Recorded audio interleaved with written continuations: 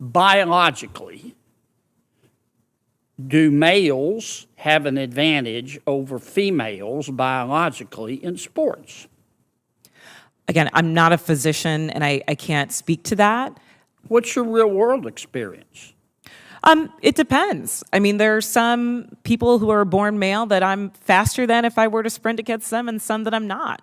Some males that are taller than some women, and some that are shorter. You don't believe that a biological male has a physical advantage in sports over a biological female?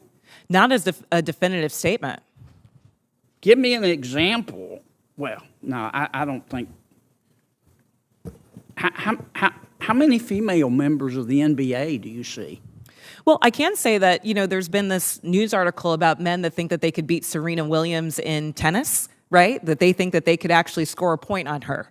And it's just not the case. She is stronger than that. What's your experience, Ben? Male, female? Both Serena and Venus lost to the 203rd ranked male tennis player, which they're phenoms for women.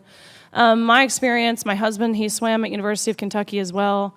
In terms of accolades and in terms of national ranking, I was a much better swimmer than him. He could kick my butt any day of the week without trying. Okay. Ms. Robinson, I want to follow up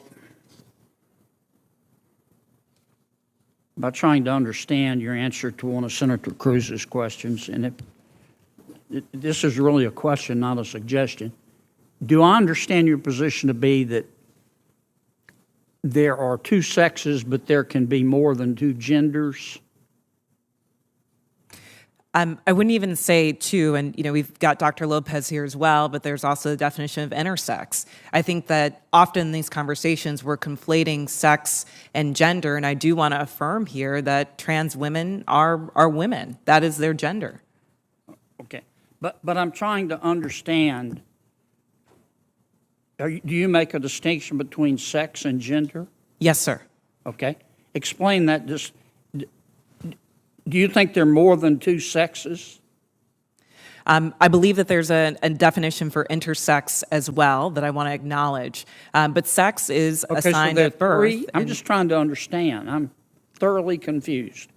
So you're born, I'm talking about biology, male, female, and what else? I believe that intersex is also acknowledged, but again, I'm not a doctor here. What I can and say what does intersex mean? Is that there's a difference between sex and gender, and I think in these conversations we're conflating the two. Well, but I want to start with sex. Okay, there's male, there's female. When a baby's born, before the baby has had time to even have a sense of self, there's male, female, and intersex. There's a third. I believe that is true, but I would defer to Dr. Lopez as I'm not a physician. Okay. And how many genders are there? I think the gender is expansive, and the definitions are always growing. Today I can tell you, I talk to young people that talk about non-binary as... More than five? I think the gender is not a binary, is what I'm trying to say. Are there more than five genders? I'm just trying to understand. Are there more than five genders? Well, I think that there was a time where women wearing pants didn't feel like it was appropriate for their gender, and yet I'm wearing pants today. I think that there are ways that we express our gender that are expansive. Are there more than five? I wouldn't subject myself to naming how many genders there are, but what I can say is that gender is a reflection. Number? Excuse me? There's an infinite number of genders? I think depending on your culture, there are a lot of different genders that exist. And I can also say that it's a term that's evolving. If you look at young people today, they really don't lean into the binary of only woman and man. So I think that it's incumbent upon us not to legislate on this, but create space for them to explore what their identities are, what their gender identities are.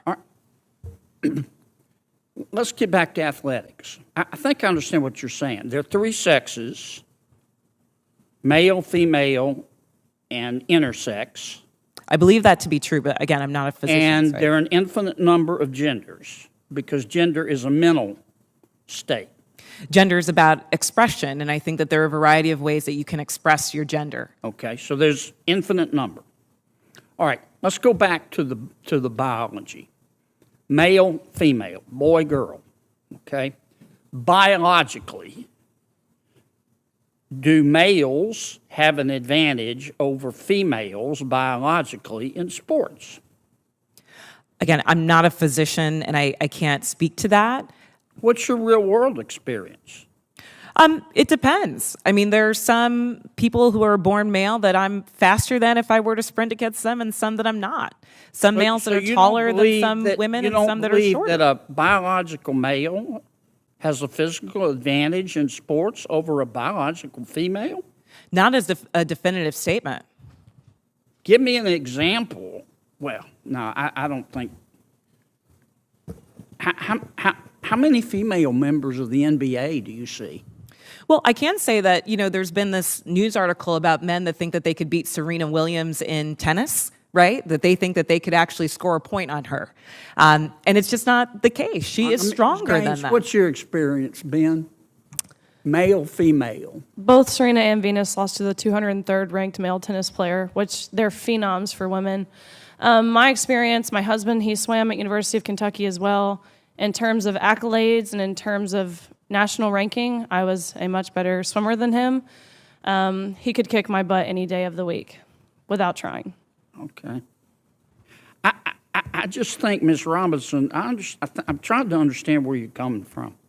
I think you lose a lot of credibility when you don't concede that a biological male has physical advantages over a biological female. I mean, I just think that's a proven fact, and you really hurt your credibility. I understand you want the world to be a better place. I do too, and I don't think people ought to be discriminated against because of an immutable characteristic. I don't. And I think that I think everybody ought to be free to be themselves. And what you do in your bedroom or what I do in my bedroom with a consenting adult is nobody's business. But if what I do in my bedroom with a consenting adult, if I decide I want to tell somebody's child about it, then other people have rights too. And I think parents have rights. And I think biological females have rights to be able to compete fairly in sport, in sports. So I really think you hurt your credibility when you refuse to acknowledge that biological males have an advantage over biological females. It kind of makes me wonder about all your testimony. Thank you, Senator Mr. Chairman. Kennedy. I'm sorry, go ahead. What I'm trying to say is that there is not a definitive advantage in all cases. Sir, I don't know if you believe that you could beat Serena Williams in tennis, but I probably think that that's not the case. There are not all cases where all men are physically superior to all women.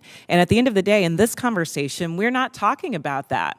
We're talking about trans women who are, in fact, women, who deserve to play in a gender that matches their sports, who deserve all the benefits that Ms. Gaines is talking about. And as a cisgender black woman, I can say definitively that my womanhood is not threatened by a transgender person asserting hers as well. Title IX was a landmark civil rights law. It helped create the incredible breadth of women's sports and girls' sports that we see across the country. I believe in girls' sports. I believe in women's sports. I'm the proud father of two daughters who are both athletes. I think participating in competitive sports is a wonderful thing for a young girl. I think it is a wonderful thing for a woman. And I think, unfortunately, today's Democrat Party has decided that women's sports and girls' sports no longer matters, and they're willing to push radical legislation designed to destroy girls' sports and women's sports. Ms. Gaines, I want to thank you for your courage. You are relatively young, but you have demonstrated incredible courage. And because you have dared to speak up, you have been demonized, you have been vilified. I saw when you were attacked by a leftist mob at San Francisco State University for daring to speak up. You had an incredible record as a swimmer at the University of Kentucky. You were a two-time NCAA All-American. You were a five-time SEC champion. You're an SEC record holder and a two-time Olympic trial qualifier. But yet on March 27th, 2022, something changed. What happened on March 17th, 2022? That's when Thomas and I raced in the 200 freestyle and again resulted in a tie. And so you tied. What was the consequence of tying?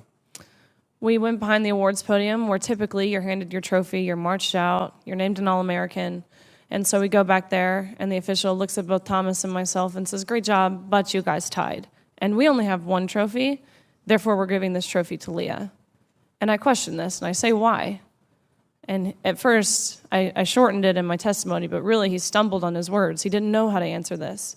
And at first he's, "Well, we're just doing this in chronological order." To which I further pressed, and I said, "Okay, well, what are you being chronological about? Because we tied. And if we're doing this off alphabetical order, G comes before T, so what are you being chronological about?"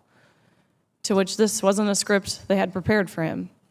And he actually appreciated his honesty. He did say, "We have to give the trophy for Leah because Leah has to have it for pictures. They've made that clear. Leah has to have the trophy for pictures.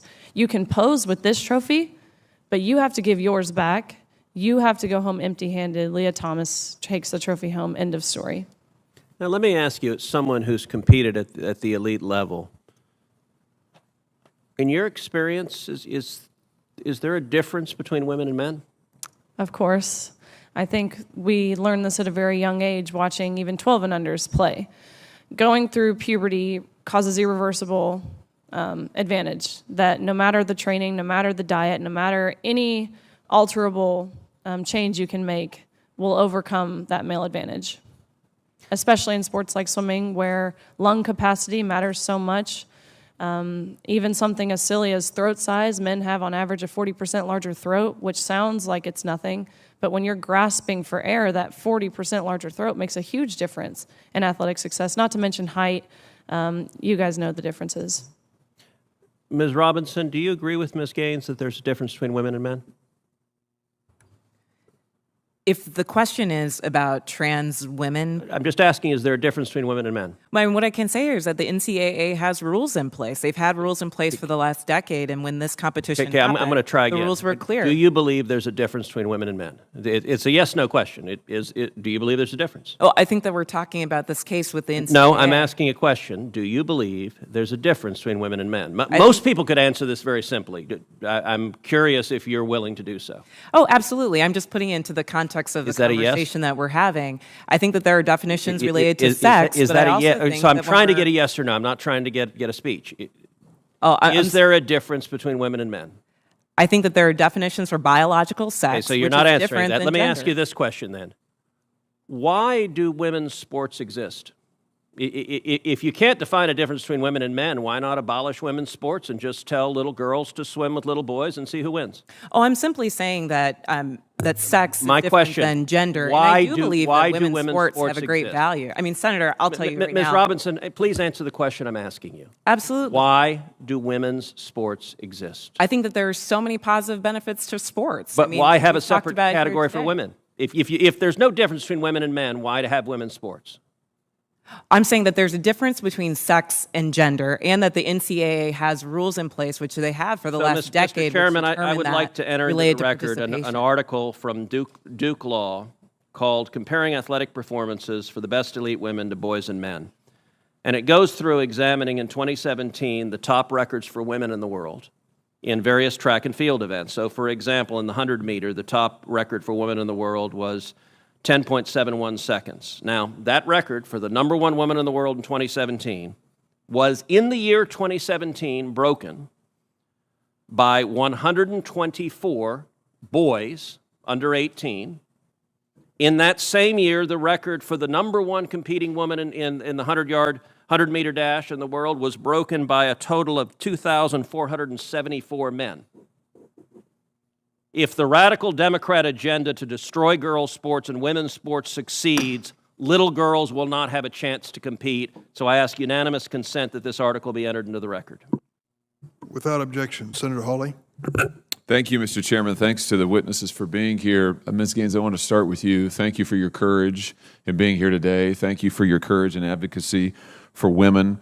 You have been subjected to an unbelievable amount of abuse.